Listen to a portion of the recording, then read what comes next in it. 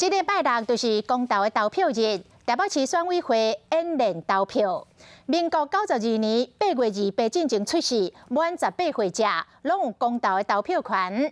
这届有投票权的人数1982万5468个人，公投要过关，上少就要有495万6367票的同意票。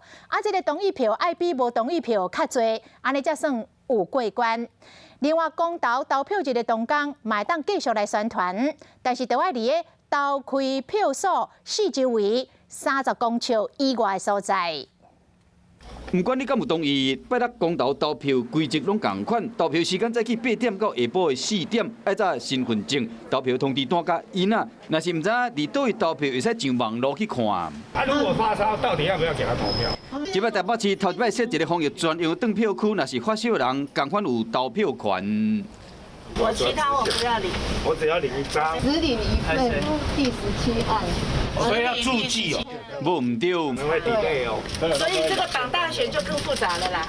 对啊，所以只好做好准备啦。公投投票日迄一天会使宣传，要不过爱伫个投开票所的30公尺外，伫投开票所30公尺内闹共搅扰，可能人投票是卖投票，经过警卫人员阻止，佫唔听。处1年以下有期徒刑、拘役，也是罚新台票15000块以下罚金。民众伫投开票所内，若有穿有公民投票相关的文字、符号，也是大纸等等物件，也是伫场内干扰乌白法，影响别人投票，讲袂听，处2年以下有期徒刑、拘役，也是罚新台票20万块以下的罚金。像喙烟有同意甲无同意，这都要注意。如果写同意不同意，那到底是什么？这个根据社会的经验。大家应该都了然于心，所以拜托大家吼，你若无信心的时阵，上好是卖。满18岁人会使投公投的票，不过伫延期前原定的8月28，也就是92年8月28进前出世的人才会使投票。